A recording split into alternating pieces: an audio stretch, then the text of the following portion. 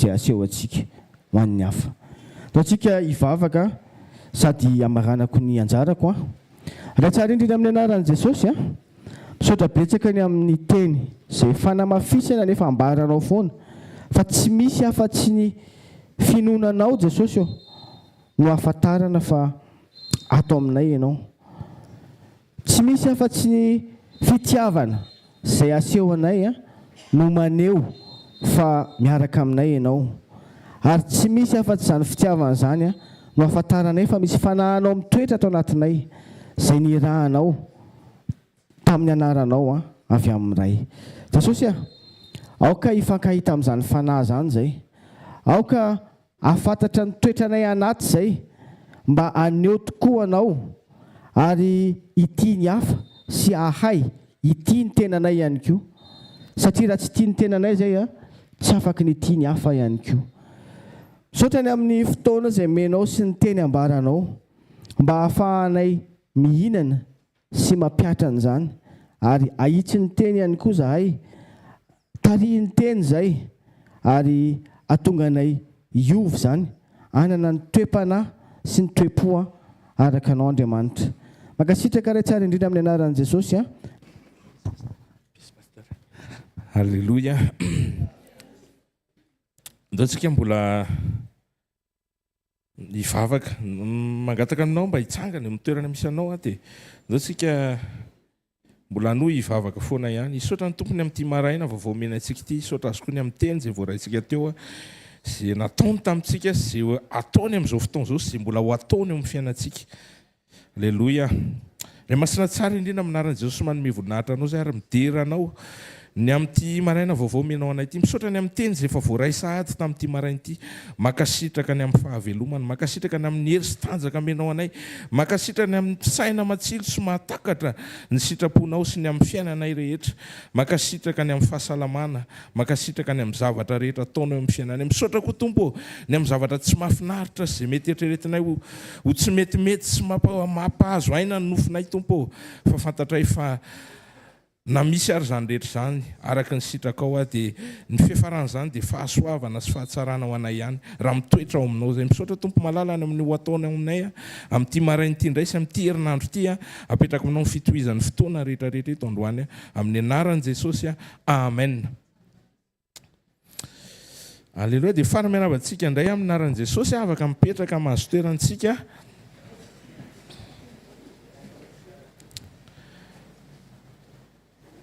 Ny alatsinainy maraina moa dia nifaritana eo ambany fitantanan'ny fanamasina ho sekoly famahana olana. Dia hivaty koa anie ny olantsika eto noho ny amin'ny fahasoavan'ny Tompo. Fa tia metraka fanontaniana aminao androany maraina hoe inona ny tena olana misy eo amin'ny fiainanao. Tsy hoe ho valitsika ilay izy akory, fa samy isaintsaintsika hoe inona ny tena problemako, inona ny tena olako. Dia hitarika anao andinika hoe inona ny tena olana ngeza indrindra, tena sarotra indrindra. Ataoko hoe tsy voatery amin'ny fiainanao ihany fa amin'ny fiainan'ny olombelona amin'ny ankapobeny. Inona ny tena olana ngeza indrindra, inona ny tena problème ngeza indrindra. Dia mety hiteny ianao hoe ny tena problème zao raha mahita kosa izany amin'izao fiainana iainan'izao fa mahantra ny firenena, raha tsy fanahy ny olona, io moa vokatra ilay tsy fananana. Rehefa misy zavatra miseho moa eto tany eto matetika dia aka vokatry ny fahantrana mantsy mahatonga an'izany, aka vokatry ny tsy fananana, vokatra izao vokatra izao. Izay zany ilay maso maha olombelona mijery an'izay sy manao an'izay analizy izay dia hoe hafahantrana. Misy fotoana ny asa tany amin'ireny sehatry ny fampandrosoany ireny dia mitikodina manodidina an'izay foana rehefa manao fandalinana hoe inona ny olana, inona ny problème misy dia mitikodina eo foana, mefarany foana ilay izy. Raha za manokana moa dia makarirary ny sofiko mainao izay any amin'ny farany. Ny tena olana dia tsy misy ilay vola. Tiana alefa mianatra any ilay zaza fa tsy hisy vola mantsy. Ty mba hikarakara tena tsara any izay rehefa marary mba ho any amin'ny hôpitaly sao izany fa tsy hisy vola mantsy. Dia mitikodina eo foana ilay izy.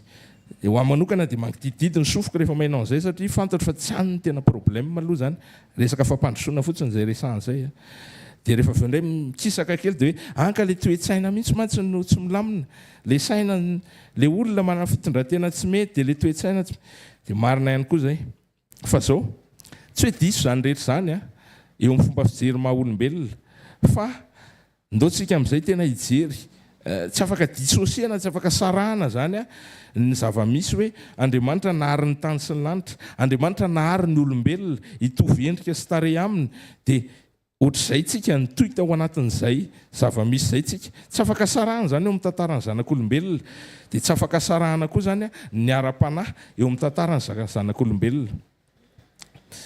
Ndaotsika aloha hamaky mbola tsy valitsika ilay fanontaniana fa hamaky tenin'Andriamanitra anankiray tsika ao amin'ny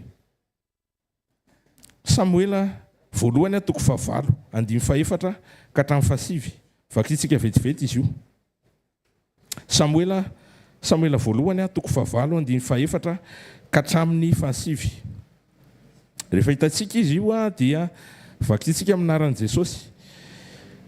Ary ny loholon'ny Israely rehetra nivory tao Rama ho any amin'ny Samuela ka nanao taminy hoe indro efa antitra ianao ary ny zanakao tsy manaraka ny dianao koa manendre mpanjaka ho anay tsara anay tahaka ny firenena rehetra fa tsy sitraky Samuela ny nanaovan'ny olona hoe omeo mpanjaka zahay tsara anay. Dia nivavaka tamin'i Jehovah Samuela ary Jehovah tamin'ny Samuela eno ihany ny tenin'ny olona amin'izany rehetra lazainy aminao fa tsy ianao ny laviny fa izaho no laviny tsy hanjaka aminy araka ny asa rehetra izay nataony hatramin'ny andro nitondrako azy nivoaka avy tany Egipta ka mandraka androany dia nafoizany asiny nanompo ny andriamanin-kafa dia toy izany koa no ataony aminao ary ankehitriny eno ihany ny teniny kanefa lazao aminy marimarina ka asehoy azy ny fanao ny mpanjaka izay anjaka aminy. Amen. Metra-panontaniana ianao inona koa ny ifandraisan'izany amin'ny resaka problème sy olana. Misy ifandraisany be mihitsy ilay izy satria matetika ny olona mametraka ho problème zavatra anankiray izay tsy problème n'Andriamanitra dia izay le fametrahana problème izay tsy problème n'Andriamanitra izay nefa fandavana n'Andriamanitra le izy kay. Jerefo tsara ny problème ny zanak'Israely teto inona ny olanany. Mijery ny firenena manodidina azy izy dia hitany hoe manana mpanjaka hitany hoe misy régime manam-panjaka ao amin'ilay firenena dia rehefa mahita an'izay izy dia inona ny zavatra napetrany ozy izy hoe izay manana olana ny olanay dia izay tsy manana mpanjaka ianao Samuela efa miantitra satria ianao nieritreretinay hoe mpanjaka fa Samuela tsy mpanjaka fa mpaminany mpitondra teny ny mpanjaka satria Jehovah Andriamanitra ny tokony ho mpanjaka raha teo amin'ny fomba nitondran'Andriamanitra ny Israely tamin'izany vaninandro izany. Izay ny tao am-pon'Andriamanitra. Ny tao am-pon'Andriamanitra zany vakoa kely ane rehefa tonga ny antrantsika io Samuela voalohany io manontolo io maka fotoana kely mihitsy mandalina azy fa ny tao am-pony Jehovah Andriamanitra dia izao izy ny mpanjaka ary mpaminany mpitondra teniny zay zany ny régime tao anatin'ny sitrapon'Andriamanitra tanteraka sy feno. Fa zao rehefa nahita ny zanak'Israely hoe mba manana mpanjaka koa le firenena manodidina dia lasa temba ohatran'izay koa izy dia jereny le mpaminany dia efa miantitra dia izy hoe meo mpanjaka amin'izay zay fa izay koa mba te hitovy amin'iretsy. Namorona problème tsy tokony hipetraka zany ny zanak'Israely. Dia inona ny zavatra nisy ny tena marina rehefa nametraka an'io problème izy dia nandaha mihitsy an'i Jehovah Andriamanitra. Eritreretinao ny fony Jehovah Andriamanitra maheno an'izany izy zany efa nitarika andreo ary niteneniny tamin'ny Samuel ilay izy hoe efa nitondra andreo ny ala avy tany amin'ny tany Egipta dia efa hitako ny zavatra nataondreo dia mbola hitako ny mbola ho ataony satria ny fony tsy ao amiko. Dia eritreretinao ne le ohatrany hoe ahoana re zany raha amin'ny teny frantsay dia trahison le izy ohatrany hoe ahoana moa zany amin'ny teny malagasy fa famitahana voafitaka zany Jehovah Andriamanitra ao anatin'le izy. Eny iza moa ianao ny hamitaka an Jehovah Andriamanitra fa zay le teny malaza azy zany. Tany anatin'le izy tian'le olona no nylavin'le olona hoe tena makina zay meo mpanjaka olombelona fa tsy ianao no mpanjaka tianay. zay ny le izy zay mahatonga Jehovah'Andriamanitra miteny hoe tsy ianao ny laviny fahija fa eno ihany ary zay tiany ary eo no tokony mampieritreritra antsika indraindray satria indraindray tsika efa tsy makany amin'ny lalany fon'Andriamanitra tsony nefa ohatra mety ihany le izy ohatra mandeha ihany le izy dia mety ozy ianao hoe zara tsy bediko izy ary mamela andeha ho any amin'le izy ihany fa ny foa maneritreretra ao mety mieritreritra ihany quelque part hoe tena ohatrany tsy tena sitrapon'Andriamanitra zany tena ohatrany tsy tian'Andriamanitra zany zavatra ataoko zany fa mandeha any ihany ianao dia ianao hoe alao andeha any ihany aloha dia mety manao ohatran'io nataon'io Jehovah'Andriamanitra hoe eno ihany aloha izy ataovy eo ihany aloha zay tiany fa de toute façon ane ny fony efa tsy tia atsony azonao le izy mamorona problema sy olana hafa akoatra ny olana tena aompon'Andriamanitra zany ny zanak'Israely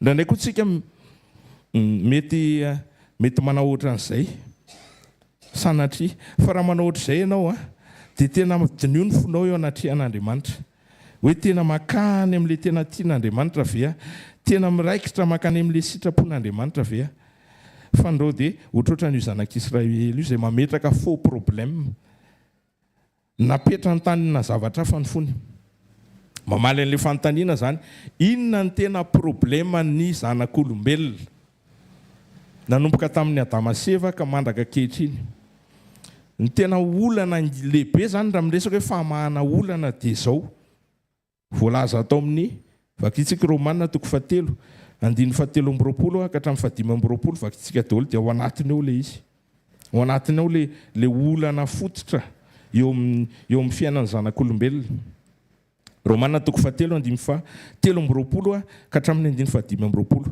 amin'ny anaran'i Jesosy fa samy efa nanota izy rehetra ka tsy manana ny voninahitra avy amin'Andriamanitra nefa hamarinina maimaim-poana amin'ny fahasoavana izy noho ny fanavotana izay ao amin'ny Kristy Jesosy izay nasehon'Andriamanitra tamin'ny rany ho fanavotana amin'ny finoana anehoana ny fahamarinany amin'ny tsy namalian'Andriamanitra ny fahotana lasa tamin'ny nandeferany amen hitanao ve le problème hitanao ve le olana ny olombelona sy ny zanak'olombelona ny olana dia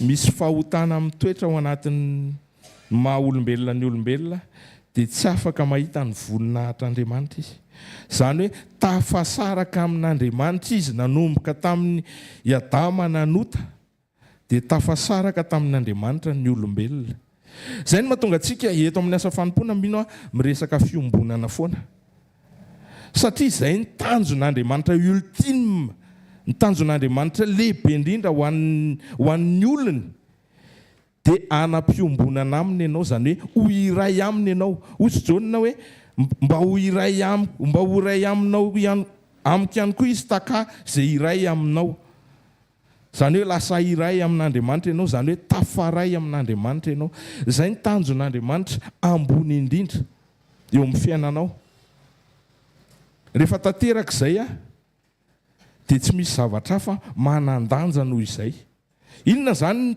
ny problema ambony indrindra dia ianao tafasaraka amin'Andriamanitra tsy misy problema ambony indrindra noho izany tsy misy olana lehibe noho izay mety tonga eto sika dia mieritreritra hoe ny anatiny aloha zao tena problema mbola lehibe noho izany mety manana retina tsy hoe manamaivana n'le olana zay lalovanao fa teny aminao hoe misy olana mbola lehibe kokoa noho izay dia zao ny olombelona tafasaraka amin'Andriamanitra tsy manana fiombonana amin'Andriamanitra zay ny olana lehibe indrindra ary zay no mahatonga antsika miaraka eto foana presque isan'andro misy programme ifampilazantsika hoe zay ny tena olana lehibe tafasaraka ka mila miombona amin'Andriamanitra amen mila miombona le mila miombona amin'Andriamanitra ny amen zay ny olana anisa teto amin'reto zanak'Israely tamin'ny andro ny mpaminany Samuel ty ny zavatra nisy teo amin'izareo dia zao namorona problema namorona olana zay tsy tao amin'ny fon'Andriamanitra izy hoe zay tsy manana mpanjaka, tsy olana, tsy olana, tokony tsy olana mihitsy zany hoe zay tsy manana mpanjaka, fa teo amin'ny fisaina ny zanak'Israely zay niverina ataoko hoe ny tontolo ara-nofo sy ny velona tao anatin'ny tontolo ara-nofo, dia inona ny zavatra niseho? Napetra ny olana lehibe zay hoe zay tsy manana mpanjaka. Dia Jehovah'Andriamanitra miteny hoe zany ny mpanjaka anareo zay tsy mila anao, fa ny anay olombelona ny tianay atao mpanjaka, satria ry zareo ery ny Amalekita koa manana mpanjaka, ny Siriana natao manana mpanjaka, zay reriny tsy manana, ka zay tsy te halala an'izany fa zay koa mba homeo mpanjaka. Tsy mamorona akory fa ny tenin'Andriamanitra no milaza n'izany io vao mivakitsika teo io hoe zay ny tao anatin'ny fon'Andriamanitra, dia zay ny tao anatin'ny fon'ny zanak'Israely zay nitaky mpanjaka tamin'ny mpaminany Samuel. Androany mety misy zavatra ohatr'izany koa amin'ny fiainanao. Iny aloha zany ny zanak'Israely tena hoe namorona faux problème mihitsy ry zareo. Dia mizara roa zany le izy ny anankiray sao tsika indraindray mamorona faux problème, sao tsika indraindray mamorona olana zay tsy tokony olana eo amin'Andriamanitra, dia lasa ataotsika olana le izy. Za kosa aloha tena raha tsy mba homena an'izao dia tsy mba hanao mihitsy, fa ny hafa kosa hoe manana, dia ahoana zany tsy manana. Za kosa Jesosy tena mba tsy mety amiko raha ohatra ka hoe andeha tongotra be lavitra be kosa, nefa ny sasany ary mba manana bisikileta andehanana, ohatra zany. Mamorona faux problème zany mety miteny aminao Andriamanitra ianao hoe manana tongotra ohatra. Raha tsy manana tongotra ianao dia meko tsanjatra, ohatra hoe chaise roulante na zavatra fahanao mandeha ohatra. Ny tiako tenena dia zao, indraindray mety misy zavatra apetratsika olana nefa tsy olana le izy, dia lasa nefa le izy lasa mandrafy an'Andriamanitra, mampalahelo an'Andriamanitra, tsy ao anatin'ny sitrapon'Andriamanitra. Zay zany mila saintsaintsika eto androany hoe sao dia ary aty mametraka olana tsy tokony olana, sao mametraka problème tsy tokony problème ao anatin'ity fiarahako amin'Andriamanitra ity. Amen. Ny faharoa dia zao,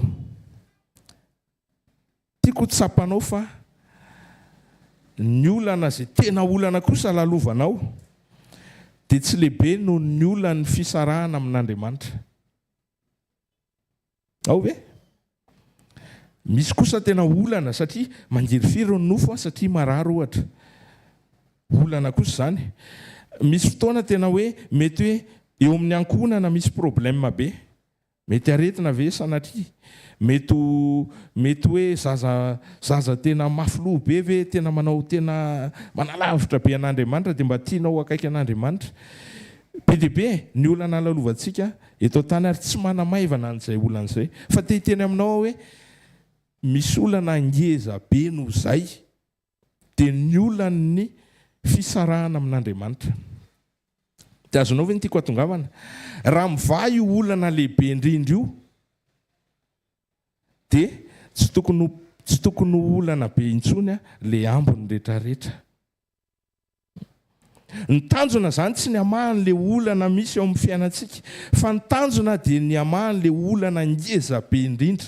Dia izy nanatateraka an'io, vakitsika teo ny Romanina, Jesosy nanatateraka ny famahana n'ilay olana tamin'ny alalan'ny fanolorany ny ainy sy ny tenany mba ho famonjena ho antsika. Izay ny tenen'ny Romanina ato amin'ny 4:20 izy dia efa miteny an'izay Paoly hoe nefa amarinina maimam-poana amin'ny fahasoavany izy noho ny fanavotana izay eo amin'ny Kristy Jesosy. Aleloia. Ohatrany hoe tenenina tsotsotra izany fa misy lanjany be zany zavatra izany. Izany hoe le olana ngeza indrindra eo amin'ny fiainantsika zany dia efa nivahany Jesosy. Ty teny aminao ary ny soratra masina miteny an'izay foana. Fa raha salama tsara ianao aleloia. Raha manana an'izay ilainao ianao, mihoatra an'izay ilaina ary, na voly zany, na harena, na fananana. Raha manana zaza endry ianao, zanaka tena mahatoky ianao, raha manana zanaka ataoko hoe mianatra any amin'ny sekoly tena tsara ianao ohatra, tena mahay izy any am-pianarana, Alleloia. Derany tompontsika. Fa raha hanananao ireo rehetrarehetra ireo, nefa le olana lehibe indrindra sanatria mbola tafasaraka amin'Andriamanitra, ohatra ny zanak'Israely ao amin'ny Samuela voalohany vakitsika teo dia tsy misy dikany zany rehetra zany. Tsisy dikany zany. Tsisy dikany zany. Na ho azontsika ary zao rehetra zao ny tenin'Andriamanitra, nefa tsika tsy mankany amin'ny tompo dia tsisy dikany zany rehetra zany. Tsisy antony zany rehetra zany. Mamerina aminao zany mandra-pahatonga ny mpanompon'Andriamanitra manaraka fa mizara maromaro le afatra tia ny tompo ampitaina androany. Ny voalohany indrindra aloha zany aza mametraka faux problème, tsy araka ny sitrapon'Andriamanitra. Zay ny voalohany. Dia tena ndaontsika tena handinika ny fotsika eo anatrehan'Andriamanitra. Hoe sao dia olana, sao dia faux problème ty olana apetraka foana isan'andro ty. Ny tiako tenenina aminao faharoa dia zao. Ninninona olana mandalo eo amin'ny fiainanao dia aza adino fa le problème mangeza indrindra ny amin'ny fisarahantsika amin'Andriamanitra dia efa voavaha. Alleloia. Efa voavaha le izy. Tsy ataontsika amenina akory ary zany hoe mbola mety hivaha zany ray androany. Fefa vitan' Jesosy teo amin'ny hazo fijaliana le asa.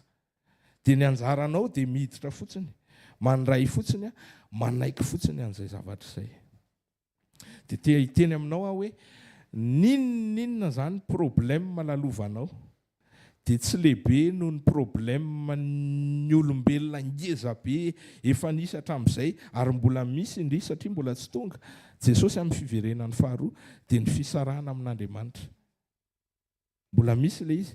Fa misaotra an' Jesosy fa tsika rehetra izay manatrika eto ary matoka fa izay manaraka ihany koa any amin'ny radio na any amin'ny vidéo any dia samy efa ao anatin'izay famahana olana tanteraka ao amin'ny Jesosy izay. Alleloia. Raiso ny vahaolana. Raiso zany le vahaolana lehibe indrindra androany. Mitodiany amin'ny Jesosy.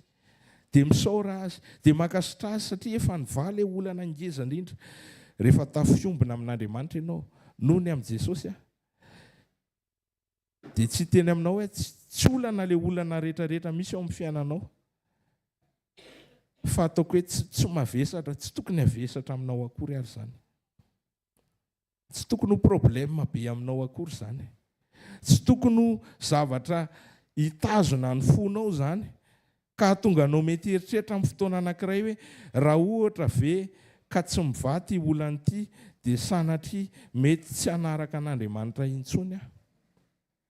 Nandray tsika mety manao an'izany na dia tsy halaoko ny vavantsika ary zany. Fa mety ohatra izany ny ao anatin'ny fotsika hoe za miaraka amin'i Jesosy satria mbola mitazona ty zavatra anankiray eto ity. Ohatra, mety ho izay. Fa manomboka androany ndao tsy ho atao izay tsony mihitsy. Fa tena hametraka amin'i Jesosy tsika hoe na misy inona na misy inona. Na ahoana na inona situation na inona situation. Jesosy efa nanatanteraka an'ilay famahana olana lehibe indrindra makadiry indrindra dia hiaraka amin'ny foana na misy inona na misy inona. Amen. Ny zanak'Israely moa ohatry ny hoe resahana foana dia ohatry ny hoe ho voatsara foana zareo zany ohatr'izao lasa ohatry ny hoe tsy nety fa io réalité ny ainana io zany. Misy vaninandro nafinahitra teo amin'ny fiainan'ny zanak'Israely, misy vaninandro tsy mahafinahitra ohatran'io zany eo.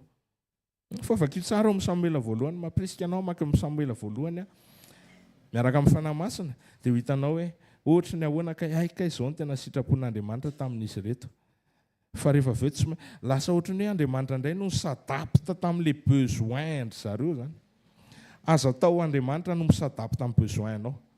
Fa manomboka androany ianao no misadapte amin'ny besoin an'Andriamanitra.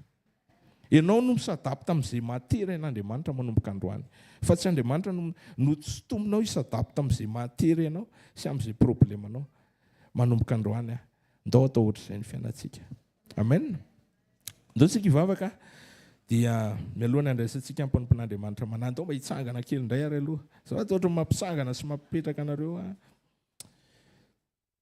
vavakantsika ray masina tsara indray aminaran'i jesosy makasitraka ny amin'izany afatra foy ampitondrainao zany androany misaotra tompo malala fa efa tanteraka ao teo amin'ny azo fijaliana ny famana olana lehibe indrindra dia ankehitriny fantatra efa tafombina amin'ray zay noho ny amin'ny raha nalatsaka ao ny amin'ny fijaliana zay ny ainanao ny amin'ny tenanao zay natolotra ao jesosy ianao hoe tsy misy manolotra azy fa zany manolotra ny aiko tsisy maka azy fa zany manolotra azy saotra jesosy fantatrao ny zavatra nataonao fantatrao ny tianao natao dia ny tanterahanao zany tsisy nanery anao jesosy ianao an'izany nefa nataonao zany makasitraka izay amin'ity marain'ity indray manome voninahitra anao amin'ity marain'ity indray fa ianao namahan'le olana lehibe indrindra misy teo amin'ny fiainanay sy ny fiainana zanak'olombelona amin'ity marain'ity izay dia mandray anao indray manavao indray mifanoloran-tena tompo ary manolotra ny tenanay manontolo ho anao fanatitra velona masina ankasitrahanao tompo androan'izay jesosy mivavaka mba tena hoe ny problemanao no problemanay fa tsy amorina fo problème zay jesosy ka hoe ianao indray no sotoninay hisadapte amin'izay metimety aminay amin'izay filana metimety aminay fa jesosy manomboka androany amindra hiaraka aminao dia tena hoe hikatsaka an'izay tena sitraponao sy izay tena tianao jesosy eo amin'ny fiainanay atolotra ny momba anay rehetrarehetra ho anao ary apetraka aminao koa ny fitohizan'ny fotoana rehetrarehetra eto manjaka tompo ary manatre amin'ny fotoana rehetrarehetra sy amin'ny androm-piainanay rehetrarehetra ihany koa amin'ny anaran'i jesosy amen. Ndrasika tehaka ho an'Andriamanitra sady andray ihany koa ny mpanompon'Andriamanitra manaraka. Mbola pitsanganana ihany dia hivavakatsika. Raha amin'ny anaran'i Jesosy manome voninahitra anao zahay ny amin'izao fotoana izao. Ndreto izahay Jesosy. Araka ny tenin'ny mpanomponao teo izay ny teny izay nomenao ny mpanomponao teo dia manana olana izahay. Dia ny fahamarinana iombonana tsay avy reto dia mila anao zahay. Tsy hoe mila anao ny situation ny fiainanay, tsy hoe mila anao ny situation andalovanay tsirairay avy. Fa ny aty anatin'ny fonay dia aminay mihitsy ny tena mila anao dia ampahitao anao zahay ao anatin'izay rehetra mifandimby. Mahatoky izay fa eto ianao mameno sy tena hoe mandray ny tsirairay avy noho ny haben'ny fitiavanao sy ny fahasoavanao ary ny fahamarinanao ao anatin'ny famondramponao amin'ny anaran'i Jesosy. Amen. Afaka mahazo toerantsika tompoka. Saotra mpanompon'Andriamanitra tao anatin'izay efa nitaritany ny hoe sekoly famahana olana. Zaho moa tsy afaka hiteny hoe efa nilazainy teo daholo ilay izy.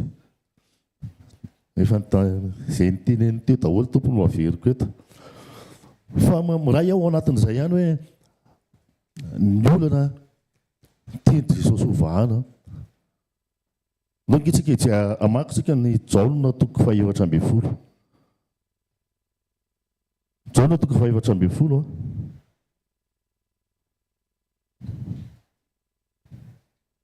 Dia ny andininy fahavalo no vakitsika. Amin'ny anaran'i Jesosy, hoy Filipo taminy, tompoko, asehoy anay ny ray, dia ampy ho anay izay.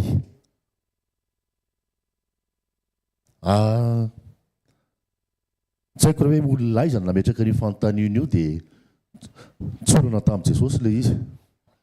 Fa grand apôtre général no nametraka an'ilay fanontaniana. Zany hoe raha raisina amintsika izao zany dia olona ohatrantsika no nametraka amin'ny fanontaniana. Asehoy anay raha ngano ray dia ampy anay izay. Tena maly Jesosy. Tsy haiko moa izay temperamana mahaliany Jesosy an'izy io. Tena zay ve nefa nitoerako teto aminareo dia mbola tsy fantatrareo ihany aho. Na mety hoe ndry zay ve nefa nitoerako teto aminareo dia mbola tsy fantatrareo ihany aho. Tsy fantatro izay temperamana mahaliany Jesosy anazy hoe tao anaty mety hoe kolerika kely ve tena hoe inona ty tsy ataoko amin'isany mbola tsy haiko. Na hoe ao anaty pitié ve hoe tsy haiko. Fa le olana zany teto dia le mpianatra akaiky tena apôtre ireo. Apôtre zany amin'izao fotoana izao efa araka ilay niteneniko azy teo misy tsy manana titre hoe apôtre fotsiny fa tsy maintsy asiana grand eo aloha dia asiana général ny arina. Grand apôtre général. Zay moa zany problème azalahy zany fa tsy hidirantsika. Apôtre teto no niteny an'io nametraka an'ilay fanontaniana.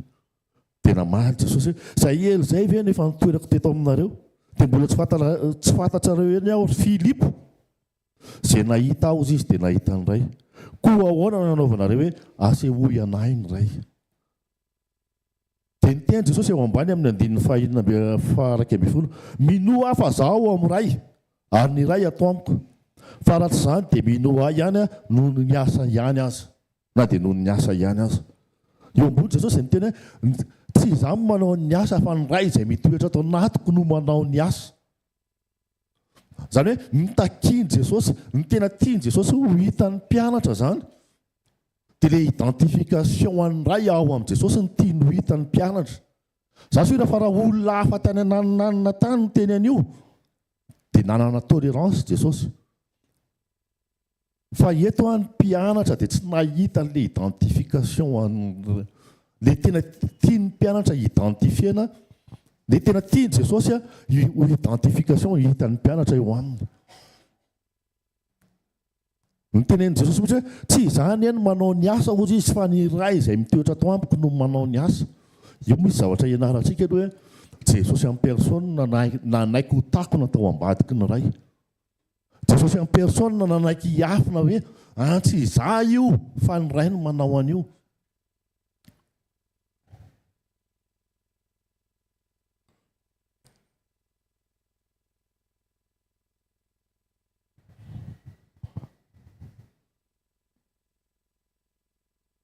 dia araka ny nentin'ny mpanompon'Andriamanitra teo ilay olana ilay fisarahana amin'ny ray inona moa ny tena mahatonga an'io aloha tonga dia atao mahitsy be ny tena mahatonga an'ilay olana dia matetika le zarain'ny mpanompon'Andriamanitra teo mahita ny hafa manana mpanjaka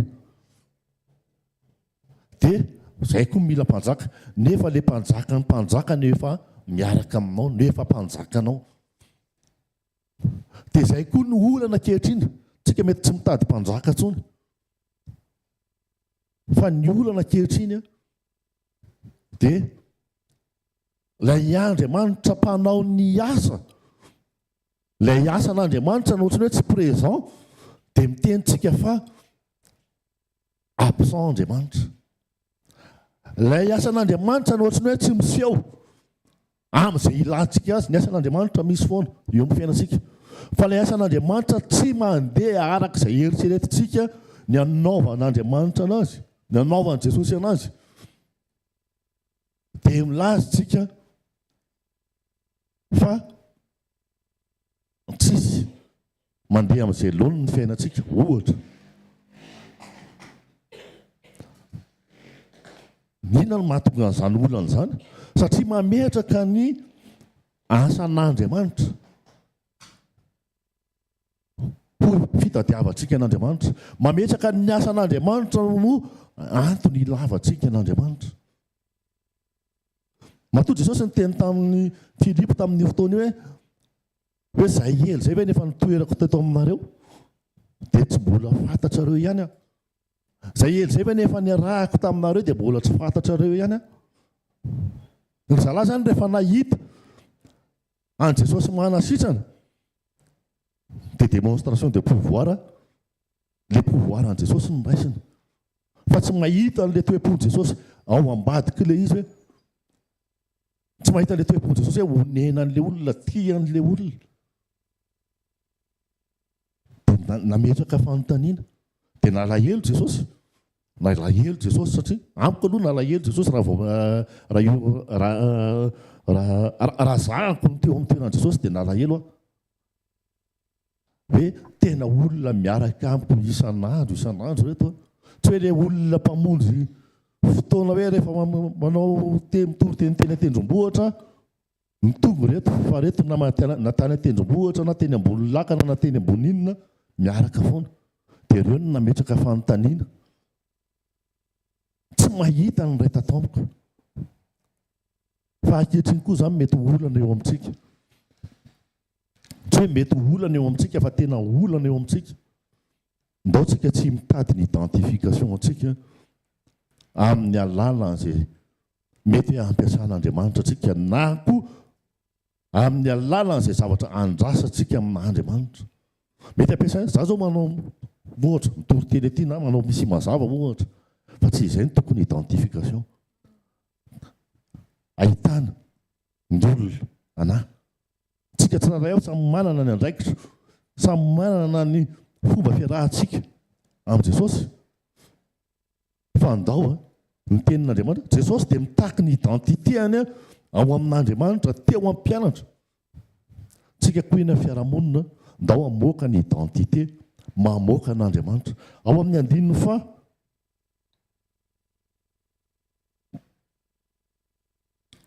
faharoapolo amin'ny andininy faharoapolo dia ozy izy ny tenin'Andriamanitra manao hoe amin'izany andro izany dia ho fantatrareo fa izaho ao amin'ny ray ary ianareo ato amiko ary izaho ao aminareo ny identité tsy hitan'ny apôtra dia le hoe za ny ray ato amiko fa Jesosy miteny an'ity hoe amin'izany andro izany dia ho fantatrareo fa izaho ao amin'ny ray ary nareo ato amiko ary izaho ao aminareo zany hoe tokony ho fiainantsika amin'izao fotoana izao tamin'izany fotoana izany dia hoe le ray tao amin'i Jesosy ny tsita dia somary nalahelo Jesosy fa amin'izao fotoana izao raha ohatra ka le hoe izaho ao aminareo zany hoe le Jesosy atao anatintsika raha vao tsy tazana dia tsy normal tsika raha tsy manana izay problème izay tsika hoe tena za tsy hitany tena tsy Jesosy no hitan'ny olona karakteran'i Jesosy mihitsy le izy teo amin'ny voalohany hoe tsy izany no manao ny asa fa ny ray izay mitoetra ato anatiko no manao ny asa dia eto izany tsika eny amin'izay andehanantsika eny amin'izay tontolo any anatin'ny tokantrano eny amin'ny fiarahamonina aty am-piangonana moa efa tenen'ny pasteur Jao daholo fa rehefa aty am-piangonana antsika dia misy Jesosy daholo fa rehefa le eny amin'ny tontolo andehanantsika eny dia izao mijoro foana miafina ao ambadiky ny identité an'i Kristy Jesosy niafina tao ambadiky ny anaran'ny ray hoe ny ray atao anatiko no manao ny asa dia tsaroa fa naizanaiza misy atsika dia teneno fa Jesosy ao aminareo za ao aminareo ozy izy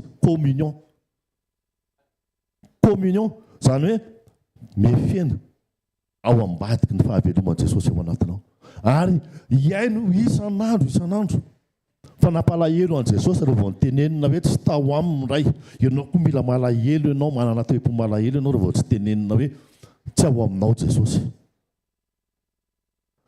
aza miraraha zany hoe ino ty mpitory teny nefa nitory teny le ry ohatra zao aza miraraha zany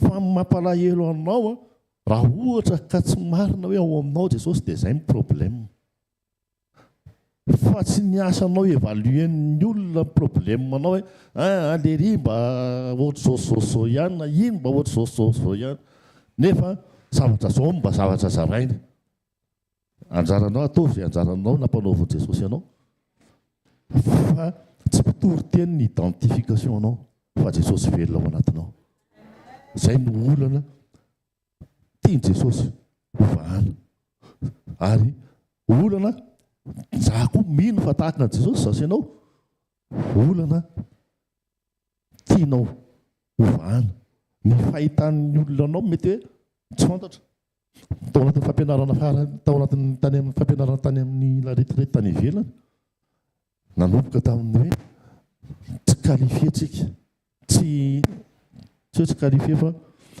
tsy tsara tsika tsy manana tena hoe tsy tena hoe ahoana re moa tsy tadidiko le terme anisy ohatra izay ohatrany hoe tsy tsara tsika fa Jesosy mahatsara tsika atao anatintsika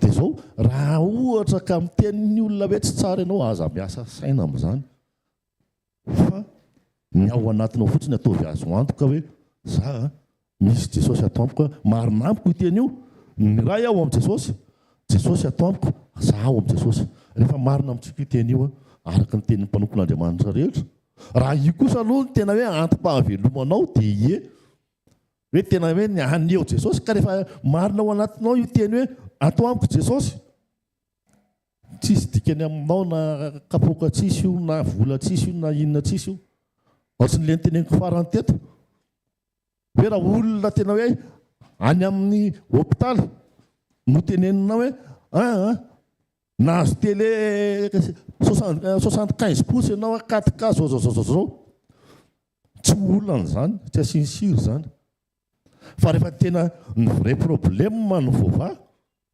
dia tsy olana aminazy na le ty le mbola lehibe vody reny ary ny ao an-tranony dia arak'izay raha ohatra hoe ny tena antom-pisinao iaina miaraka amin'i Jesosy tsy olana aminao mihitsy rehefa marina rehefa hitanao ny présence an Jesosy amin'ny toe-ponao toe-panahinao any anatin'ny fisainana madio sy ny fieritseretana madio rehefa hoe hitanao hoe marina eo amintsika izay zavatra izay tsy maninona zany io rano ary nysotroana amin'ny alina satria ny tena zavatra ty mahamaika anahy sy mahaterana efa tanteraka eo amin'ny fiainako inona ny tokony hahamaika anahy amin'izay zavatra hafa ary ny tena marina ny tenin'Andriamanitra hoe manaraka ange zavatra rehetra rehefa avy eo amen zay ny afatra foy mino fa afaka nandray fahamarinana atao amin'Andriamanitra isika vavaka isika ndray ny polompon'Andriamanitra manaraka ray amin'ny anaran'i Jesosy misaotra ny amin'ny fahasoavanao misaotra ny amin'ny fahatsaranao na ahafahanay indray nandray fahamarinana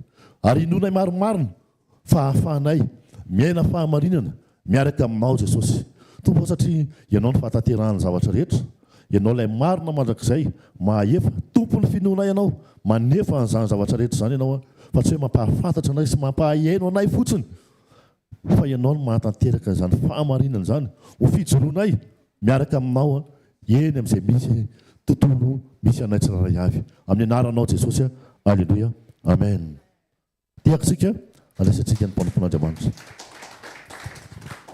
alleluia mbola miara-panao indray tratran'izao herinandro vaovao zao amin'izao volana vaovao zao amen vaovao satria eo Jesosy tonga eto Andriamanitra jerijery antsika tahaka ny mpiandrondry mijery ny ondriny amen anasoanao izy amantena olonao izy vavaka antsika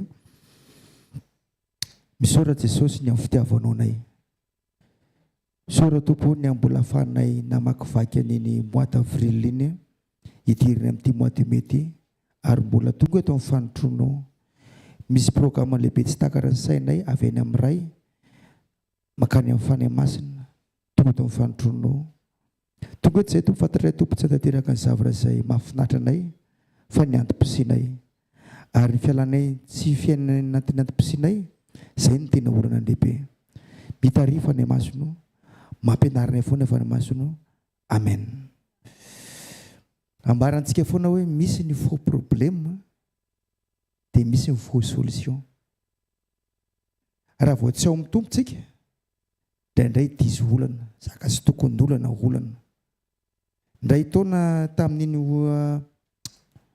tamin'ny grève ray taona zay tsy haiko na 2009 sa 2002 zay dia mijery ry misy an'izao ry sy amin'izao dia fampitelefona ny avy any an-taninareo sy avy any Majunga ahoana le ry aminareo ry ohatran'izao dia tamin'izay teny tompo tamin'ny papa manao hoe fanganonao iny idiranao amin'izany anganonao kotratra'izany satria nandray lasa makany amin'ny vakitrano makatsy makaroa ny sainao manaraka tele dia efa fotoana tokony ambony amin'Andriamanitra tsy sanatria izany hoe manamevana le hoe ianona ny voany ianona fa misy faux problème ary izay mahatonga antsika miaraka amin'Andriamanitra foana ary tian'Andriamanitra ty herinandro vaovao herinandro ty atomboka n'Andriamanitra mba haintsika hoe mijery hoe ty faux problème fa ty ny tena problème dia araka ny ten'Andriamanitra tamin'ny mpanompony teo hoe ny fisarana amin'Andriamanitra jentsika akana ny zavarandroany dia tsoahana tantarany Rayavo izy moa Rayavo Abrahama tsy Abrahama fa mbola Abrahama fatantsika tsara ao amin'ny Genesis toko 12 andiny voalohany dia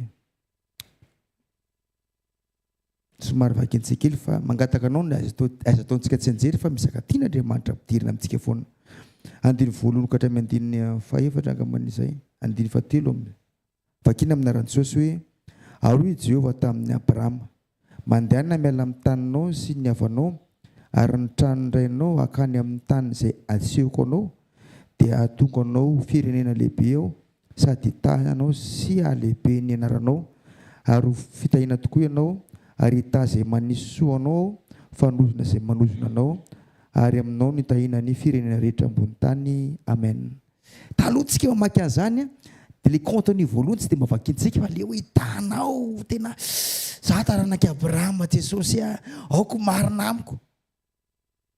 Dia izao tsika dia meme hoe ndry mbola zaza marina tamin'izany fotoana zany. Fa le ten'Andriamanitra voalohany misy condition napetraka n'Andriamanitra tao miala amin'ity dia nataon'ny Abrahama safy be masina le izy niala izy fa ny hoe teny lota.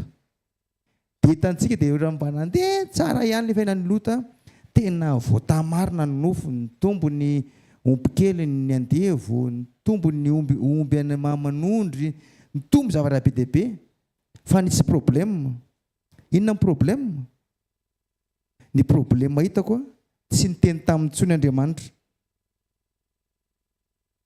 Tena ohatra mamaky ny hoe misy fotoana mamaky an'io le tanao le hoe le rehefa niteny tamin'ny Mosesy Andriamanitra hoe firenena mafiatoko aty mandanonareo izy mandeha makanikanana fa tsy araka aminareo. Dia zany isy fotoana za toetra amin'ny foko. Raha ona izay marina Andriamanitra, za ve mitovy amin'ny Abrahama, mitovy amin'ny Mosesy azafady hoe Andriamanitra koa fantany ry likanana dia natsandery tsy maninona fa za voata andeha ve za sa andeha za toetra amin'ny fonao. Fa misy fotoana fa teny manao hoe tsy ahoranao Andriamanitra tsy maninona fa rehefa voata za nefa tena problème ny fisarana amin'Andriamanitra. Dia fatantsika tsara ny teny Mosesy manao hoe za tsy andeha aloha raha tsy nitavanao mialolo lalana anay satria ny tena problème reo olona dia Andriamanitra tsy ho akaiky antsika amin'ny fotoana rehetra. Tsy hoe koa rehefa ataontsika hoe rehefa misy problème voaiza ianao te Jesosy eo foana izy fa zao aleo taontsika tsapantsika foana tsy fisarana amin'Andriamanitra. Ny fanafanany tsy hanao kory ny tia ho afaka dia ho afaka. Ny fanafana rehetra reo olona Andriamanitra. Averinao koa ny fanafahana tsy hanao tia ho afaka. Ny olona mijangajanga tsy hoe zany te hiala amin'ity fotsiny dia hiala amin'ity vadin'olona ity dia afaka. Tsy afaka eo anao raha tsy Andriamanitra manafaka anao. Ty toka ty za tsy te hiala amin'ity fotsiny. Fa misy olona ny tena zany fa atao jobily foana fa mbola eo izy. Andriamanitra tokony ihany ny mpanafaka. Za mataontsika mila an'Andriamanitra. Jerentsika ny amin'ny ten'Andriamanitra eo. Zay mahatonga antsika hoe aza maivanina mihitsy fanafana hoe tsy zavatra vitanao zany io. Raha tsy adalina dia vola milanao fotsiny vavanao fotsiny mitsontsona eo fa anao tsy afaka zany.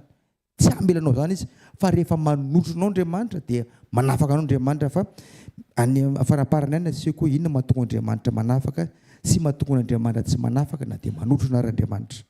Mangataka faniamasina vaovazany anatin'ny fotoana kely fotsiny alohan'ny diram-paharoam-Andriamanitra manaraka. Hitantsika fa ao amin'ny Genesisy toko fa 7:9-7 toy ny ten'Andriamanitra manao hoe ary Abrahama tamin'ny Lota aoka re mba tsy hisy ady mihitsy amintsika roa lahy na amin'ny mpiandry-omby sy ny mpiandry-ombonao fa mpirahalahy isika moa tsy eo anoloanao va ny tany rehetra masiny ianao aoka hisaraka amiko ianao raha hianavatra ianao dia hanatsima ao fa raha hanatsima ianao dia hanavatra kosa ao. Amen. Raha fijevana ny contexte io tsy le mpiandrondry ny Abrahama sy Lota loatra kory ny tena nampiasa sainan'ny Abrahama fa natsiara Abrahama hoe misy tenin'Andriamanitra izay nidikany tao. Dia teo izy vao nanapa-kevitra amin'izay manao hoe tsy maintsy misaraka atsika. Tsy maintsy misaraka atsika. Alleluia. Dia ao amin'ny andininy faha-efatra ambin'ny folo amin'ny Genesisy toko fa 7 taona vakiantsika. Ary hoy Jehovah niteny tamin'ny Abrahama tamin'ny nisarany Lota taminy ka nanao hoe atipazo ny masonao ka hatramin'ny ity tany toeranao ity ka mitazana mianavatra sy mianatsimy ary miantsy nanana sy miakandrefana. Amen.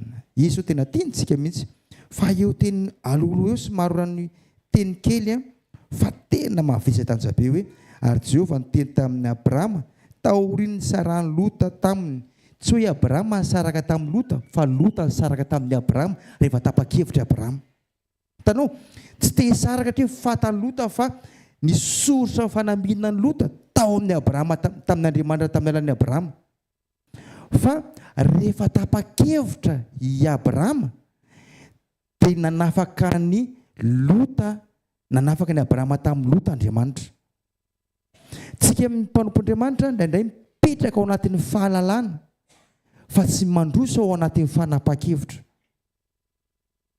Ary izany mahatonga fiainantsika misy fotoana hoe misy zavatra tokony hafahana fa tsy afaka satria mipetraka ao anatin'ny fahalalana. Malala révélation tsara le révélation le tamin'ity hoainy nety mipasirajao tamin'ny tamin'ny sabotsy. Tena tsapaka misy ny fahamarinana iny le tamin'ny ino izy ty le tamin'ny retraitany an-dafy ny nanamegavaka ny eny tena tsapaka misy le fahamarinana iny. Fa tsika amin'ny indray tsy tapa-kevitra ary izany mahatonga fiainantsika ohatr'izao te hiditra fiainantsika Andriamanitra fa amin'ny fotoana tsika tapa-kevitra miditra Andriamanitra manamarina ny teniny. Tsy fiainantsika koa tsy Andriamanitra vahana fa ny fanapahantsika hevitra no erana. Amen.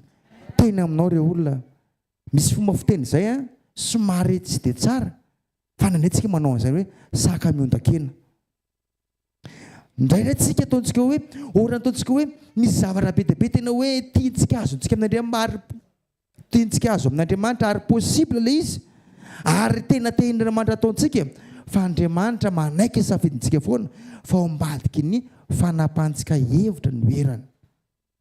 Halleluja. Fa nanaitsika mametraka an'ilay fahalalana fotsy dia mipetraka voaraiko ny tenin'i Jesosy. Halleluja. Dia misento dia tapitra eo ilay izy. Nisy fotoana asana tadidinareo tany amin'ny Majunga nahitako an'ity nanaitra be naty tadidiko foana ty vavolombelona ty le vazaha le pakasary iny Luka vazaha. Nisy batisa tany amoron-dranomasina tany Majunga dia mba teo izy zany dia ahoany ty batisa ty. Dia teo amin'izay pasteur Josy Papa zany nanambara an'ilay momba batisa dia niteny izy tamin'ny farany marina zany ozy izy. Marina zany tsy ohatra an'ilay fahafantarany taloha batisa fa ampio ao fa mbola tsy latsaka anatin'ny foko zany ozy izy. Tsapa an'ilay izy marina fa hainy mbola ato fa tsy mbola ato. Dia nivavaka indray zareo tena nomboka tena Andriamanitra oka izay fa tena latsaka anatin'ny foko tena tapa-kevitra ina manaka anatsy atao batisa. Natao batisa izy. Tsika nandray mipetraka ao anatin'ilay hoe malala maheno tsika dia nefa mbola mandeha izay mahatonga ny Abrahama tamin'ny voalohany nalala izy dia nandeha fotsiny izy fa tsy nitanterahany tena Andriamanitra. Fa tamin'ny fotoana anankiray tapa-kevitra nahita ilay olana be dia be izy teo izy nanomboka tapa-kevitra amin'izay nanapa-kevitra nanomboka ny tena Andriamanitra tonga dia délivrance miala lota rehefa eo amin'izay. Lota tsy akory miala landalina voakany tsy afaka teo lota fa ny fanapa-kevitra Abrahama ny herina tonga n'Andriamanitra nafaka ny lota. Androany ireo olona inona mbola zavana anankiray tsapanao fa marina nefa mbola tsy manapa-kevitra anao manapa-hevitra androany. Tadidiko aho vao nanomboka hanompo antompo sady nanompo mbola misotro tamin'izany fotoana izany ary mijanona kely herinandro dia miverina indray. Rehefa mamy be dia janona kely herinandro dia verina indray mivavaka amin'izany. Nisy fotoana namaky baiboly Galatana ny 5:10-20 dia le hoe zay manao rehefa mamona zay mbola manao zany dia tsy handeha ho fanjakan'ny lanitra. Teo tapa-kevitra za ty zany dia tsy handeha ho fanjakan'Andriamanitra fanjakan'ny lanitra satria mbola misotro. Tapa-kevitra tsy lava be le vavaka fa le fanapa-kevitra gagabe fa fotoana lava be amam-bolana ka efa nafan'Andriamanitra tamin'ilay zava-mahamamo satria nanapa-kevitra. Mety izay nanafaka ana tamin'izay fotoana izay inona ianao manapa-hevitra ianao. Aza petraka ao anatin'ny fahalalana fotsiny le izy fa midiranao miaraka amin'Andriamanitra ivavaka antsika. Misaotra Tompo ny amin'ny fitiavanao anay miteny aminay ianao mahalala ianao Tompo rehefa ilay teninao tsy tanteraka aminay ary izany tena olana sofa amin'ny tena aminay foanao Jesosy io. Ampiso efa ny masina tsy ho teny mahafinahitra fotsiny izany Tompo tsy ho teny mampangididy sofina ho fiainanay. Makasiraka Jesosy io. Amen. Tehaka antsika ho an'i Jesosy anasantsika mpampony Amanitra manaraka. Alleluia. Ndao tsika hivavaka avy hatrany. Ray amin'ny anaran'i Jesosy mankasitraka anao zay misaotra manome voninahitra anao zay misaotra ny amin'izao sekoly izay sokafanao eto anoloana izao. Misaotra ny amin'ny teny izay efa nampitondrainao mpanomponao tsirairay avy. Misaotra ny amin'ny olona izay afaka mihaino sy mandray an'izany ho tonga fiainana izany Jesosy. Ary misaotra fa miaraka aminay eto ianao voninahitra dia ho anao rery ihany amin'ny anaran'i Jesosy. amen amen manao fiadanan'i Jesosy amintsika tsirairay avy sekoly famana olana efa betsaka ny resahana teo betsaka ny resahana teo misy ny faux problème misy ny fausse solution fa nisan'ny vahaolana anankiray dia aza miezaka mamaolana eo amin'ny nofo amen mety hoe resaka famonjem-panary le izy hoe mety hoe maditra ny zanakao maditra ny vadinao dia raha vao nofo no entinao ireglena an'le olana dia tsy amin'Andriamanitra zany mbola tsy izy ihany satria ny nofo miampy nofo mila voronofo be zany lasa be nofo be fa tsy solution tonga dia omena hoe ny solution dia tsy misy akoatra ny fiombonana amin'Andriamanitra communion ihany dia feno ny fanahy dia tarihan'ny fanahy alleloia misy tantara anankiray atao amin'ny Samuela voalohany Samuela voalohany toko 7:1 hatramin'ny 4:1 no ny amin'ny fotoana dia tsy ovaka itsika fa asaiko ianao amaky azy rehefa any an-trano Samuela voalohany toko 7:1 hatramin'ny 4:10 fa raha tantaraina fohifohy ilay izy dia zao hoe tokony hivoaka hiady ny zanak'Israely hiady amin'ny Filistina dia ny Filistina efa natahotra dia efa natanjahana ny zanak'Israely fa rehefa nomena fotoana amin'izay Saoly mpanjaka dia nanjaka 2 taona teo amin'ny zanak'Israely nanomboka tamin'ny 70 taonany dia rehefa nomena fotoana izy hoe ozy izy Samuela hoe andraso 7 andro fa rehefa tonga ny 7 andro dia anao fanatitra ho an'i Jehovah ako dia andeha hivoaka hiady amin'izay ny zanak'Israely ny zavatra nisy nefany ny zanak'Israely ataoko hoe ray alina raha be indrindra fa ny Filistina tena hoe vahoaka ohatran'ny fasika tsy haiko raha efa nahita fasika ianao raha nitolonantsika izao angamba mety efa nahita fasika daholo fa mety zazakely mety mbola tsy nahita fasika fa tena hoe tsy tambo isaina zany dia tena mampivaraontsana raha ny maso ara-nofo no mijery azy dia tena mahatorakovitra ray alina miady amin'ny vahoaka ohatran'ny fasika zany tena hoe tena mampitapy dia rehefa nahita an'izay ny vahoaka teo amin'ny Israely ny vahoaka teo amin'ny Saoly dia nanomboka ny afina nanomboka ny ala teo amin'ny Saoly nanomboka miparitaka zany dia inona ny olana nahita an'izay Saoly tapitra koa ilay fehim-potoana noheveriny Saoly fa hoe tokony hatomboka amin'izay ilay asa fisorollana ilay fanaovana fanatitra ho an'i Jehovah alohan'ny handeha hiady dia ozy izy hoe eo amin'ny 9:7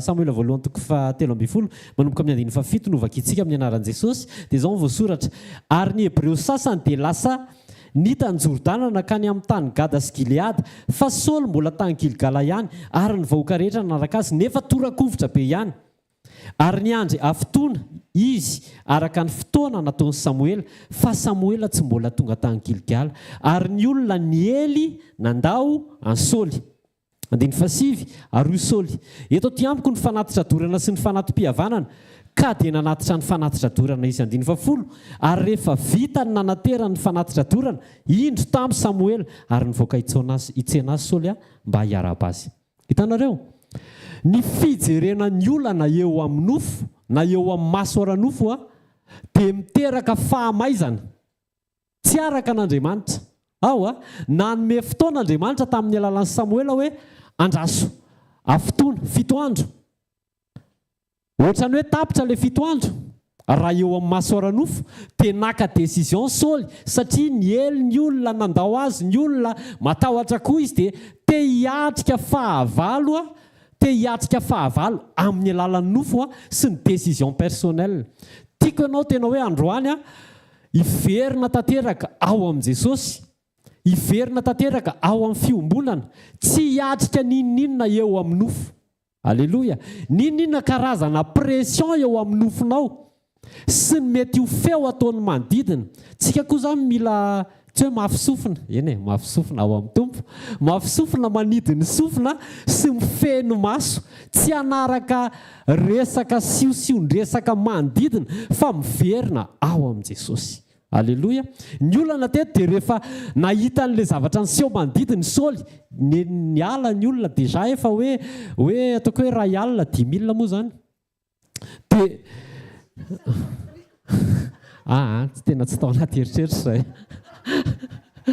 Hoe tena hoe ray alina ny maramilanao tokony hiady kanefa ny manodidina tena be da be dia miparitaka ihany. Eo amin'ny nofo zany mamparitaka. Fa rehefa nihaino ny feo manodidina Saoly dia naka décision tsy avy amin'Andriamanitra. Mety hoe ilay asa fanompoana tokony atao fa Andriamanitra tsy nametraka azy hanao an'ilay izy. Eo masarobidy ny toe-panahy mihoatra noho ny zava-panahy, mihoatra noho ny zavatra rehetrarehetra. Ny fandresena ny fahavalo dia zavatra rehetrarehetra. Ny fanaovana fanatitra ho an'i Jehovah sy ny fonana zava-panahy.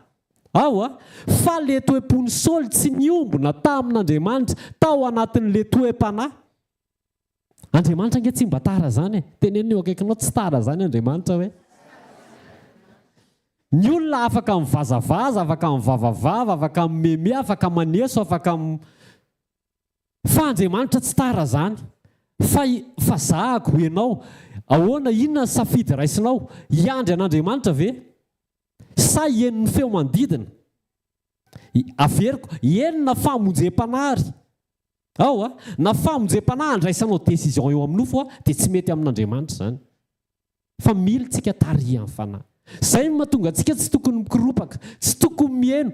Tadiditsika ilay lesona nampianarin'i Jesosy antsika tamin'ny alalan'ny mpanompony hoe ny atao hoe olona matotra dia olona mahafeny. Inona raha moa zany? Teny, tena ary fotoana. Mahafeny teny, mahafeny tenany ary mahafeny fotoana. Dia ao anatin'izany mila feno ny fanahy ianao. Rehefa voafehanao ny fotoana miaraka amin'Andriamanitra dia Andriamanitra no mandamina ny zavatra rehetrarehetra. Hitantsika ao anatin'io tantara io fa vantany voavita le zavatra natao Saoly izay tokony ho ataon'ny Samuel. Inona ny zavatra nisy? Tonga nge Samuel e. Andriamanitra tsy tara zany. Fa ianao no ohatra no mikiropaka. Inona ary ty mampikiropaka anao ty? Jerevy kely ny masony eo akaikinao, aza mikiropaka ianao hoe? Aza taitaitra ianao? Vao vita ilay izy dia tonga Samuel. Dia hitantsika fantatritsika ny vokany. Fa tena hoe, ozy izy ny teny hoe tena androany Andriamanitra no efa 740. Jehovah efa nitady lehilahy ho azy araka ny fony, araka izay voatendrin'i Jehovah. No le fahamaizana teo amin'ny Saoly dia naretena izy. Aleloia. Ndao tsika andray lesona. Ndao feno ny fanahy. Andao zaka ny fanahy. Andao tsika aleo ataon'ny olona hoe tsy miraharaha ninninina. Efa zao ve ny zavatra mahazo anareo dia mbola tsy manao ninninina ihany. Miandrasa ny Jehovah. Aleloia. Ao anatin'ny fahanginana no hitombon'ny herinao amin'ny fiombonana amin'Andriamanitra. Tsy hoe mikiropaka gauche à droite akory ianao dia hoe lasa matanjaka be. Diso zany. Jerevo Elisa moa sa izy aliny azakazaka tao alohan'ny soavaly iny? Ndray amin'izay na Eli nivavaka izy, nandany fotoana nivavaka izy. Efa ho avy ny ranonorana. Tsy nikiropaka izy hoe efa mahita raha ho anao felan-tanana fa aleo aloha hitsoaka sao dia rehetra tsy mandeha soavaly. Non. Communion aloha. Toe-panahy aloha. Vao zava-panahy aloha. Izay vao ny zavatra rehetrarehetra. Le olana eo amintsika nge any amin'ny zavatra rehetrarehetra. Izay mahatonga mpanompon'Andriamanitra ny teny teo aloha hoe faux problème le fireglena ny zavatra rehetrarehetra fa le tena problème ary amin'ny toe-panahy. Antsika mila miorina mafy. Aleloia. Dia io tsy teoria. Io tsy hoe efa fantatra izany, efa mandeha zao verset dia efa iza tsy mahalala zany. Za nge sekoly alahy dia za raha voalohany foana tany amin'ny sekoly alahy dia odoy e. Mila tonga fiainana zany. Dia io zavatra avelan'Andriamanitra mandalo eo amin'ny fiainantsika io ahafahantsika mitombo, mitsambikina ao anatin'le train hamola volana le toe-panahy. Aleloia. Aza mahatsapa pression zany ao anatina problème. Miverena fotsiny ao amin'ny Jesosy dia mifikira ao amin'ny Jesosy. Tsisy devoly afaka mikasika an' Jesosy zany. Jesosy ilay toerana tsara indrindra. Jesosy no nahavita ny zavatra rehetra ho aso anao. Dia mitoera tsara ao amin'ny Jesosy hanano le communion. amen. Aza manao na inona raha tsy nahareny feo an'Andriamanitra ianao. Sekoly famana olana miverena tsara ao amin'Andriamanitra. Tena aza mihetsika mihitsy aloha. Aleo tabataba zay tabataba. Fa aza mihetsika fa manontania an'Andriamanitra inona no tokony ataoko. Te andrianao aho. Sao dia manao takany Saoly ianao manao zavatra kanefa rehefa avy eo teraka olana hafa indray. Fa ao amin'i Jesosy ihany ny solution azo antoka sy garantie. Alléluia. Andao tsika hitsangana. Efa tapitra ny fotoana. Andao tsika hivavaka. Jesosy vavaha ianao mba tena ho feno ny fanahy. Vavaha ianao mba tena ho feno ny fanahy. Izay tena feno ny fanahy ihany no afaka ho zakan'ny fanahy sy ho tarihan'ny fanahy. Ho eto mambavaka ny sofinao, ho eto mambavaka ny fonao, mba tsy ho taitaitra, mba tsy hieno zavatra rehetrarehetra izay mety mandalo eto amin'ity fiainana ity. Fa izay manao ny sitrapon'Andriamanitra ihany maharitra mandrakizay. Mila miombona amin'Andriamanitra ianao. Mila tena miray amin'i Jesosy ianao. Mila tena hoe Jesosy aoka ny sofiko sy ny foko sy ny saiko ho ao aminao irery ihany. Aoka tsy hivoaka ao aminao Jesosy fa tehirizo. Aoka ny sofinay tsirairay avy andreny fitarianao. Aoka ny sofinay tsirairay avy sy ny fonay tsy hazakazaka amaolana eo amin'ny nofo. Enina mety famonjem-panahary dia lasa tery anao zavatra fa aoka ho tariana ny fanahinao. Ray amin'ny anaran'i Jesosy mivavaka amin'ny anaran'i Jesosy mba hiva ny olana rehetrarehetra. Tsy ny zavatra rehetra no hiva fa le olana le toe-panahy tsy miorina tsara tsy mahazo aina any anatinay tsirairay avy. Aoka ho vahany izany amin'ny alalan'ny fanapahan-kevitra hiombona sy hiaino an'Andriamanitra ary ankatoa. Jesosy omeo faharetana ny tsirairay avy eo amin'ny fiatrehan'ny fiainana andavanandro. Tsy hazakazaka maha-olana fa hiazakazaka maha-ny olanao. Sitraka ray amin'ny anaran'i Jesosy. Amen. Afaka mahazo toerana ianao dia ho tatazana ny fanatitra. Ny vaovaontsika talata sy larobia eto isaky ny latsinainy talata larobia amin'ny fitoratra amin'ny valo sasany misy ny sekoly rapide zao dia sekoly fanasitranana. Amin'ny larobia sekoly tokantrano sy fitahim-panahy ary fanambiana toetra. Tongava amin'ny fito hatramin'ny valo sasany rihana faharoa amin'ny shop U Analakely ho an'izay manaraka direct. Ny fotoanantsika zoma dia ao amin'ny trampokon'olona Analakely manomboka amin'ny 4. Trampokon'olona Analakely manomboka amin'ny 4.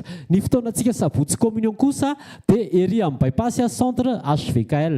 Ao amin'ny HVKL mission events page FB dia efa misy ny plan raha ohatra ka tsy hitanao le izy dia afaka mijery an'izany plan izany ianao. Moa tsika manana radio dia misy numéro mandeha ao amin'ny radio. Dia afaka antsonao iny anontaniana hoe aiza ny fotoana amin'ny sabotsy raha tsy hitanao ilay toerana. Ankoatran'izay misy ny retraite izay karakarain'ny HVKL mission retraite spirituelle izy io izany hoe zaika be fionambe an'ireo mety hoe mpanaraka radio mpijery ny any amin'ny Cool TV sy ny any amin'ny télé maro samihafa any mety mpanaraka sekoly koa ianao mety tsy afaka mihitsy ianao tonga sekoly hatramin'izay mety tsy afaka koa ianao tonga zoma sy sabotsy fa mba io fotoana anankiray ahafahantsika rehetrarehetra mifanentana miaraka. 3 andro izy io sabotsy alohan'ny Pentecôte lahadin'ny Pentecôte ary latsinainy ny Pentecôte. Retraite spirituelle anaovantsika tena hoe fotoana anankiray iraisantsika rehetrarehetra anaovana ahoana re zany recyclage ave sa remise à niveau sa tena fifankafatarana koa amin'ny lafiny anankiray dia tongava. Ny fisoratana anarana misy ny atao hoe inscription en ligne ao amin'ny HVKL mission events dia misy lien Google Form ao dia afaka mameno ianao. Raha tsy manana connexion anao dia afaka manantona an'ireo pasteur reny mitsangatsangana reny arinireny dia mety misy taratasy ihany angambany ataoko angambany misy ihany dia afaka mameno ianao. Ny sarany 80 000 ariary hatramin'ny 9 mai zay hatramin'ny 9 mai ny fisoratana anarana amin'io. Tena asaina ianao fa tsisy fotoana tahakan'io amin'ity taona ity. Ny amin'ny herintaona hafandray. Ny vondrombavaka eto Antananarivo dia mikatona avokoa amin'ny fotoana io fa any daholo. Tsisy fotoantsika sabotsy alohan'ny Pentecôte. Tsisy fotoana amin'ny vondrombavaka rehetra ladin'ny Pentecôte ary latsinain'ny Pentecôte tsisy sekoly eto fa any daholo sika no famitona. Alléluia. Zay ny vaovao antsika dia alao hery 80 000 ariary. Misakafo amin'ny gastro pizza ianao pizza roa zany dia lany. Vidy glasy ianao glasy 4 zany dia lany. Aleo manorina toe-panahy. Amen. Amen. Fotoana indray mandeha tsy miverina io amin'ity taona ity ny amery-taona raha mbola tsy tonga Jesosy dia efa fandriodian'izao fa misy an'izay programma izay ihany koa. Alleloia. Alleloia. Alameno ny programma. Afoy izy. Izay tokony afoy dia andao andeha ho any. Amen. Zay ny vaovao am-piangonana. Saika anao hitsangana andao tsika hisaotra an' Jesosy ny amin'ny fataterana fotoana androany asandrato ny tananao dia hisaora izy ny amin'ireo teny rehetra. Hisaora izy ny amin'ny fanorenana. Ekeo fotsiny ilay fahamarinana dia angatao ny fanamasina mba hiasa ao anatinao mba hitondra an'ilay anatanjaka ny fanapahan-kevitrao. Teneny Jesosy hoe ekeko izay teny rehetra nomenao teto Jesosy androany. Ekeko Jesosy fa tsy hamaolana amin'ny nofo Jesosy. Misy ireo faux problème izay hiazakazahanay. Tena hoe hiazakazahanay mafy. Kanefa ny olanao tianao vahana Jesosy dia ny olana ny toe-panahinay. Ny olana ny toe-panahy tsy manenjika asa fanompony zay Jesosy fa any amin'ny toe-panahy Jesosy amin'ny fienonanao sy ny fanatanterahana izay ataonao Jesosy. Tsy fikitra ny fonay aty anatina asa fanompona koa zay Jesosy fa hieno anao amin'ny fotoana rehetra Jesosy. Jesosy tianay ianao. Mankasitraka ny amin'ity volana meno sokafanao anay ity Jesosy. Vavakaray amin'ny anaran'i Jesosy ho an'ny tsirairay avy mba ho tahina mandritra nyity volana ity ho arovana ny toe-pony sy ny toe-panahiny iorina tsara tsy hiala ao aminao Jesosy. Izay rehetra tokony ho an'ny tsirairay avy mandritra nyity volana mety Jesosy dia aoka ho tonga eo amin'ny tsirairay avy. Vavaka izay ray amin'ny anaran'i Jesosy misaotra ny amin'ny fahavitany retraite tany Eropa Jesosy dia mivavaka koa zahay niza olona tokony ho avy ao anatin'io retraite io Jesosy dia tario izy. Tario amin'ny alalan'ny fananao masina izy ianao amatsy azy mba hafahany tonga amin'izany. Ray amin'ny anaran'i Jesosy ny dera sy ny voninahitra dia ho anao. Tononoko amin'ny anaran'i Jesosy fa mivaha ny olanao amin'ny anaran'i Jesosy ary mijery an'i Jesosy ianao. Mibanjina an'i Jesosy ianao. Tsy midina eo amin'ny nofo ianao. Tsy miazakazaka mamaolana eo amin'ny nofo ianao fa feno fiombonana amin'Andriamanitra. Tononoko fa marina aminao zany amin'ny anaran'i Jesosy. Hitahy anao ne Jehovah ka hiaro anao. Ampamirapiratra ny tavany aminao ne Jehovah ka amindra fo aminao. Ananatra ny tavany aminao ne Jehovah ka anome anao fiadanana. Ho marina aminao zany amin'ny anaran'i Jesosy Kristy avy Nazareta. Amen. Zareo ny fahasoavana fa ny fahasoavan'Andriamanitra matozao fa ny fahasoavan'Andriamanitra matozao antsika rehetra. Tain'i Jesosy daholo raha-pitso amin'ny fitondray ny fotoanantsika.